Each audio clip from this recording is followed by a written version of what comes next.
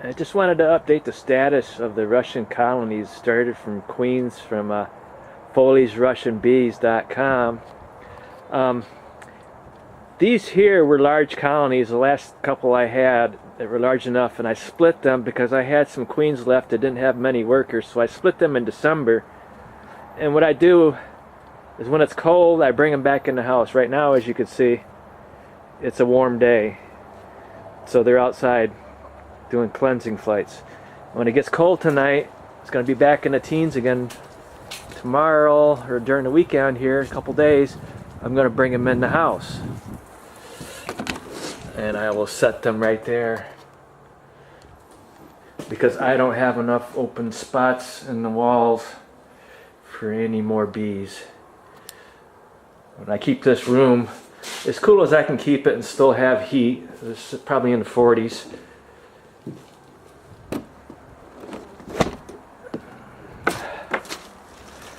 Been battling mites the last couple of years, so I thought I'd switch to Russian bees, and they're not any better.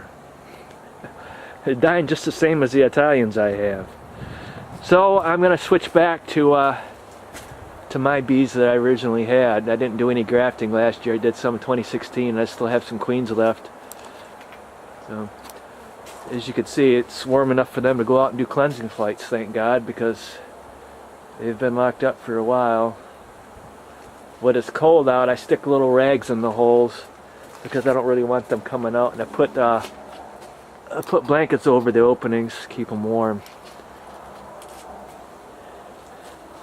And if I need to get into one of these, I do it from inside, and I just pull one out, set it aside, and then pull another one out until I get to where I want to be. Then I open it up. I do indoor inspections. I've done indoor powdered sugar treatments. I can combine hives, introduce queens. So, as I said before, I had quite a few Russian colonies, and they just didn't get very big, and they got too small. The mice were killing them just the same as the other bees I've had. So I stuck them in the window. These aren't all Russian. These I probably have. The first order was 20. I had 18 survive to create colonies, 2 dead in the cages. Second order, 26 queens, pretty much all died. 6 of them never made it out of the cage, and I tell everybody on all my videos, the reason why is because Jason Foley, he's too stupid. He doesn't put the workers in the cages with the queens. He sticks them, packs the box full, and then they cover the screens and they get hot, and it says air vents do not block, and when you cover the air vents with bees, you're blocking the air vents and they get even hotter. And basically my second order, the queens all died within a few days, and a month later I didn't have anything. So of 18 colonies that were successful last summer and getting big, they really didn't get that big. Most of them stayed in 1 deep, and I probably only have nine Russian queens right now. The rest of these are all either some Italians from packages I bought last year or my bees. Because first 4 years I didn't have too much trouble with mites, but the last couple of years the mites have been really bad.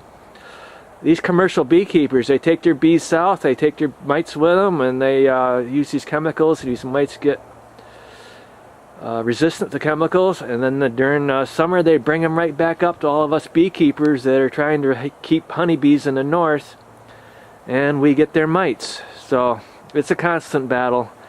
If you don't love honeybees, don't waste your time with it. I happen to love honeybees, always have, and I guess I'm wasting my time doing it.